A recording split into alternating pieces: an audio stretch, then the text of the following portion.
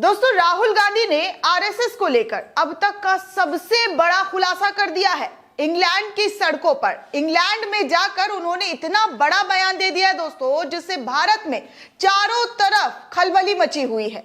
जिसको अगर जरा सा भी इन तमाम बातों पर सच्चाई है तो देश में हाहाकार मच सकता है।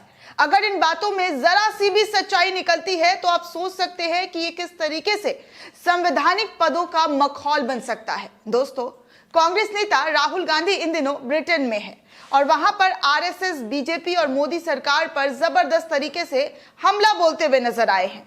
कल देर शाम भी, यानी कि सोमवार देर शाम, लंदन के थिंक टैंक चैथम हाउस में राहुल गांधी ने वहां की मीडिया से बातचीत करते हुए कहा कि आरएसएस एक फासिस्ट संगठन है और ये मुस्लिम ब्रदरहुड, यानी कि मुस्लिम आतंकी की तर्ज पर बना हुआ एक संगठन है। भारतीय सांसद ने यह भी कहा कि भारत में लोकतंत्र बचाने की लड़ाई पूरी तरीके से बदल गई है और इसका कारण आरएसएस नामक एक संगठन है। ये एक कट्टरपंथी और फांसीवादी संगठन है जिसने मूल रूप से लगभग सभी भारतीय संस्थाओं पर कब्जा कर लिया है। राहुल गांधी ने यह भी कहा कि इस बात ने मुझे हिला दिया है कि वो हमारे देश के अलग अलग संस्थानों पर कब्जा करने में कितने सफल हैं।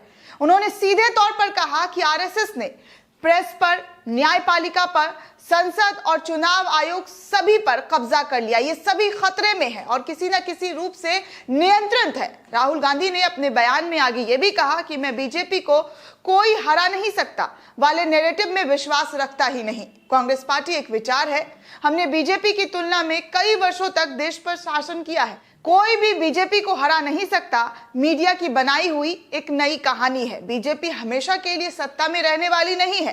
कांग्रेस नेता ने कहा कि भारत के गांव और शहर से संवाद की प्रक्रिया टूट चुकी है। ये बातचीत संवैधानिक संस्थाओं, संसद के माध्यम से होती थी, लेकिन सारा ताना बाना बिखर चुका है। राहुल गांधी ने यह भी दावा किया है दोस्तों कि उनके फोन में पेगासस था। उन्होंने लंदन में कहा कि आप किसी भी विपक्षी नेता से पूछ सकते हैं कि एजेंसियों का इस्तेमाल कैसे किया जा रहा है। मेरे फोन में पेगासस था, लेकिन ऐसा तब नहीं होता था जब हम सत्ता में हुआ करते थे। तब हम किसी की जासूसी नहीं करते थे, हम किसी को दबाव में नहीं रखते थे।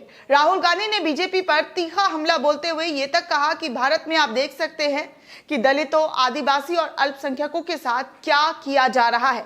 ऐसा नहीं है कि कांग्रेस ये कह रही है। विदेशी प्रेस में हर समय लेख आते रहते हैं कि भारतीय लोकतंत्र के साथ एक गंभीर समस्या पैदा हो गई है।